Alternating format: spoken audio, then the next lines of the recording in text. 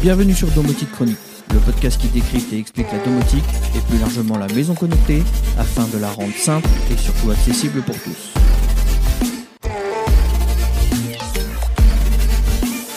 Vous le pensiez peut-être mort ? Pourtant, le Z-Wave revit, Home Assistant rebranche la prise du Z-Wave. Avec Home Assistant Connect ZWA-2, Home Assistant électrise le marché de la domotique avec du Z-Wave longue portée et plein de nouveautés. Le protocole Z-Wave, bien que délaissé au profit du Zigbee par de nombreux utilisateurs, n'est vraiment pas mort. Loin de là.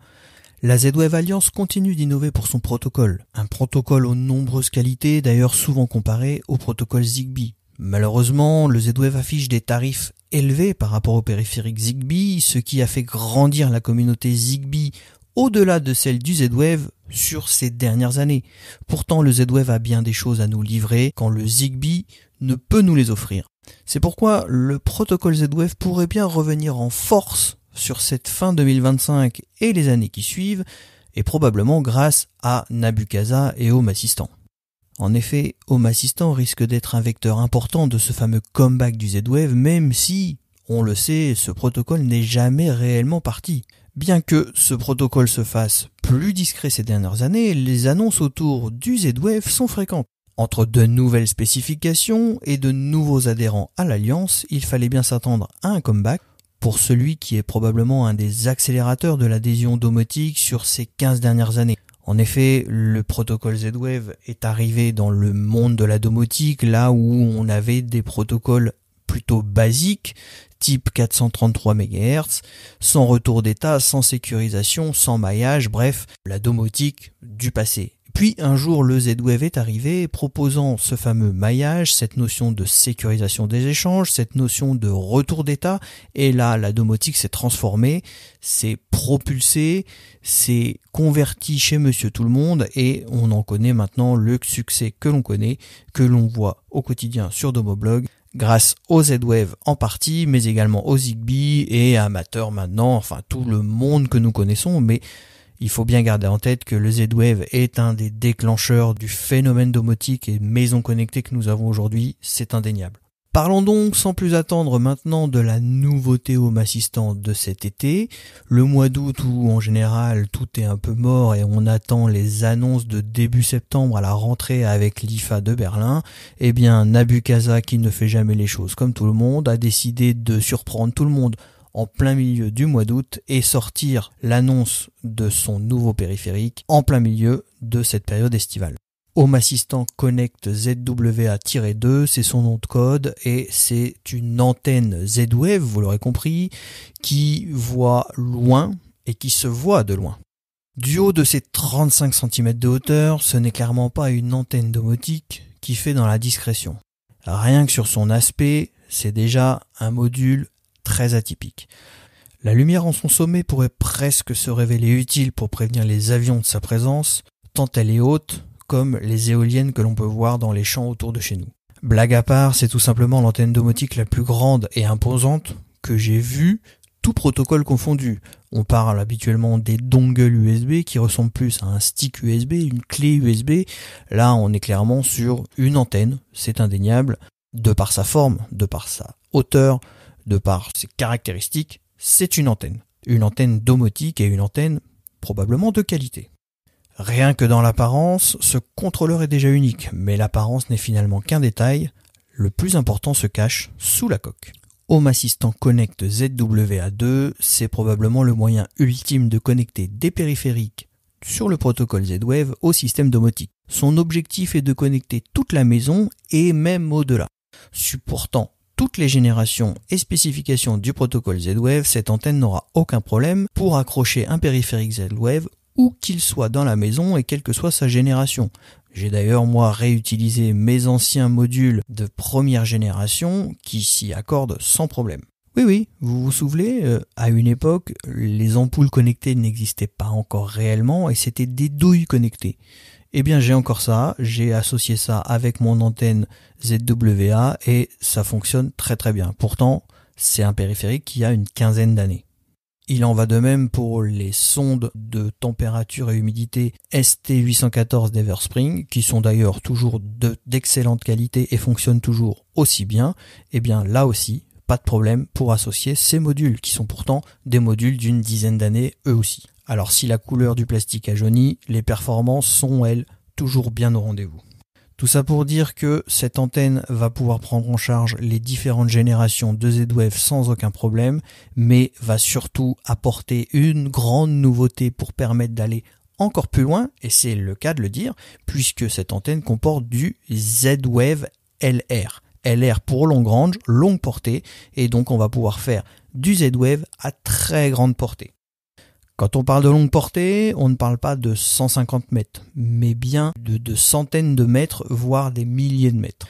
Les tests effectués en laboratoire par Silicon Labs ont démontré une portée pouvant aller jusqu'à 1,6 km, rien que ça. Bon, alors forcément, on n'a pas besoin de cette portée impressionnante en domotique domestique classique, mais on peut facilement imaginer l'intérêt du Z-Wave LR dans des milieux industriels, voire résidentiels, à grande échelle pour collecter des données ou piloter des appareils ou des automatismes intelligents sur un large rayon ou un large champ d'action. Donc ça ouvre pas mal de projets. Mais à la maison aussi, ça peut ouvrir pas mal d'opportunités de connecter des endroits peut-être très éloignés de la maison, dans des dépendances au fond du jardin ou autre, en dépassant les capacités que peut nous offrir un réseau maillé comme le Zigbee ou le Z-Wave, même si c'est effectivement avec un peu d'huile de coude d'arriver à monter un réseau pour rebondir et aller chercher un module qui serait un peu éloigné. Mais avec le Z-Wave LR, la notion de connectivité est vraiment tout autre. Point important à comprendre sur le Z-Wave LR avant de revenir à notre antenne Home Assistant Connect ZWA2, c'est que le Z-Wave Long Range est géré par un second contrôleur. C'est-à-dire que l'antenne va gérer un second réseau totalement décorrélé du premier réseau Z-Wave traditionnel comme nous le connaissons. En effet, le Z-Wave LR fonctionne sur le principe d'une topologie réseau en étoile. Le contrôleur, donc l'antenne, est alors positionné en position centrale et les différents périphériques communiquent directement avec ce contrôleur. Il n'y a donc plus de notion de routage intermédiaire, de saut, de nœud de routage, de routes multiples ou encore de maillage. La liaison est directe, mais de bien plus grande portée. De plus, contrairement au Z-Wave classique, qui peut gérer jusqu'à 232 nœuds sur un même contrôleur, un seul contrôleur Z-Wave LR peut, à lui tout seul, prendre en charge jusqu'à 4000 périphériques ou nœuds. C'est donc des caractéristiques très impressionnantes et vraiment démesurées par rapport à ce que l'on connaît aujourd'hui du protocole Z-Wave. Quoi qu'il en soit, le Z-Wave LR est une réalité grâce à cette nouvelle antenne et il est même déjà exploitable chez nous, avec Home Assistant Connect ZWA bien sûr.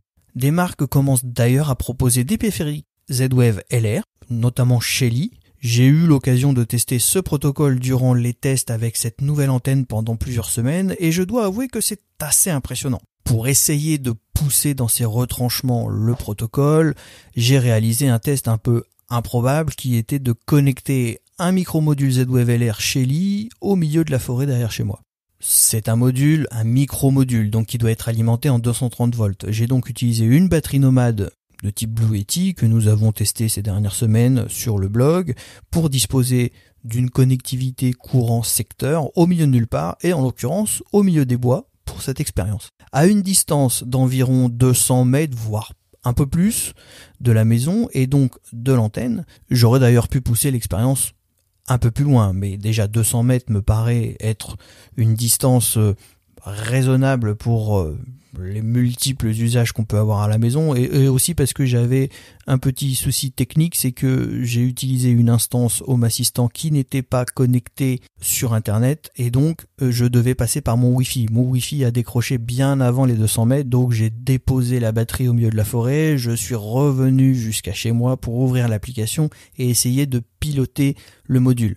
J'ai pas voulu laisser une batterie au milieu de nulle part pendant trop longtemps avec un module branché dessus, donc j'ai fait cette expérience avec seulement 200 mètres, mais c'est déjà assez édifiant pour se rendre compte des capacités que peut nous proposer ce type de protocole. Le résultat était donc sans équivoque, même à cette distance et avec les différentes perturbations que l'on peut avoir, parce qu'au milieu de la forêt, avec des grands arbres, des feuilles, une certaine densité d'arbres, de troncs, de végétation, et puis aussi le contrôleur qui lui était à l'intérieur de la maison, donc séparé par des murs de parpaing, avec une distance de plus ou moins 200 mètres, voire peut-être un peu plus, eh bien j'ai quand même réussi à piloter mon module sans aucun problème.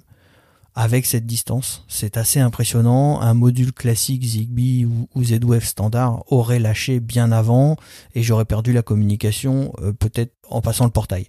Bien au-delà du portail, j'ai pu aller positionner un module à 200 mètres du contrôleur et continuer à en prendre le contrôle sans avoir de notion de maillage, de module intermédiaire ou autre. Non, tout ça en Z-Wave LR. Impressionnant. Le Z-Wave LR est donc une réalité, même dans nos installations domestiques, avec une distance importante des perturbations présentes, puisque je n'étais pas comme Silicon Labs en laboratoire dans des milieux stériles et optimisés. On était dans des conditions réelles avec beaucoup de perturbations, des murs, des arbres, de la végétation, de la distance, et pourtant, on a pu démontrer le bon fonctionnement de ce protocole sur des longues distances. Autant dire que si vous avez un cabanon ou une dépendance au fond du terrain, vous n'aurez aucun problème à le connecter en Z-Wave LR à votre système domotique principal. Pour ce qui est du fonctionnement Z-Wave classique, rien de particulier à dire sur cette antenne. C'est essentiellement le Z-Wave LR qui est impressionnant et qu'il fallait démontrer. Pour le fonctionnement Z-Wave classique, eh bien comme je le disais, j'ai pu connecter différentes générations de modules Z-Wave qui fonctionnent très bien entre eux, qui gravitent tous au sein d'un même réseau maillé et qui interagissent sans aucun problème, peu importe la génération et la spécification Z-Wave, que ce soit de la connexion sécurisée ou non, tout ce petit monde est totalement prise en charge et très bien orchestrée par la même antenne, et donc cette antenne fait vraiment bien le travail par rapport à d'autres antennes qui peuvent avoir quelques lacunes, notamment quelques dongles que j'ai pu tester par le passé qui ont affiché quelques lacunes sur Z-Wave JS UI. Avec cette antenne, aucun problème. Et puis, tout fonctionne bien, tout est optimisé, et notez que le fait que ce soit un produit réalisé, confectionné par les équipes de Home Assistant, la compatibilité, la prise en charge et le suivi complet est une assurance sur le long terme, et ça c'est aussi très important, c'est un point vraiment important dans la composition d'une installation domotique, puisque on attend sur ce point de ne pas avoir de problème et de pouvoir gérer dans la continuité le système. Et bien avec ce type de module maison offert par Nabucasa et donc Home Assistant, on peut avoir la garantie que le produit sera suivi, géré, mis à jour régulièrement et que les nouveaux modules y seront rapidement supportés.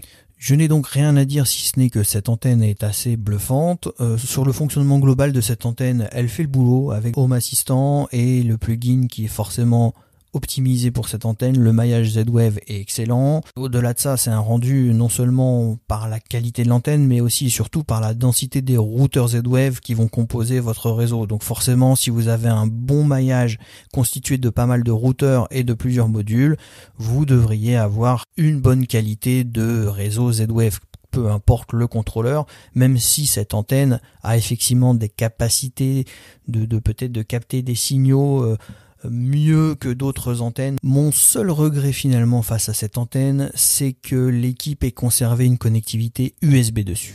J'aurais tellement aimé voir quelque chose comme le propose SM Lite avec des contrôleurs connectés au travers du réseau local ou en PoE, ne serait-ce que pour un positionnement optimal dans la maison. Bon, sur ce point, les capacités de l'antenne devraient faire que, même installée de manière un peu excentrée, elle ne devrait pas avoir de problème pour couvrir toute la maison. Je pense que ce n'est pas un souci. Mais dans un souci de configuration via Proxmox, par exemple, dans une stratégie à haute disponibilité, ça aurait vraiment été le point parfait pour permettre l'implémentation de cette antenne au sein de ce type d'installation. Après, c'est pas dramatique. On va pouvoir faire quelque chose avec. En tout cas, c'est un très très bon contrôleur et on est content de voir le Z-Wave revenir sur le devant de la scène grâce à Home Assistant. Pour découvrir plus d'informations sur cette antenne, eh bien, je vous invite à regarder les notes du podcast où vous y trouverez le test complet avec les différentes démonstrations. Sachez que si vous avez une installation Z-Wave existante, il est facilement possible de migrer votre installation vers cette antenne sans perdre vos périphériques. On vous proposera un guide là-dessus aussi prochainement. Pour moi, c'est une belle surprise, c'est une belle antenne et je suis vraiment ravi de voir que le Z-Wave revient et j'ai hâte de voir de nouvelles marques du coup profiter de rebondir sur cette annonce et sur ce nouveau produit et l'engouement du Z-Wave pour voir de nouveaux périphériques Z-Wave long range sortir sur le marché et nous ouvrir de nouvelles opportunités dans nos installations domotiques. Sachez que cette antenne Home Assistant Connect ZWA2 est d'ores et déjà disponible. Vous pouvez la retrouver chez notre partenaire Domadou par exemple au prix de 59 €, ce qui est vraiment un prix tout à fait correct pour la qualité de finition du produit et surtout des performances proposées. Voilà, je vous mets le lien là aussi dans les notes du podcast et je vous invite peut-être à basculer, revenir sur du Z-Wave, profiter de cette nouvelle antenne pour réintroduire du Z-Wave dans vos installations car c'est vraiment un protocole domotique qui vaut le coup et qui permet vraiment de faire de la bonne domotique. Voilà les amis, maintenant je vous dis passez un bel été et je vous donne rendez-vous à la rentrée pour un nouvel épisode de Domotique Chronique.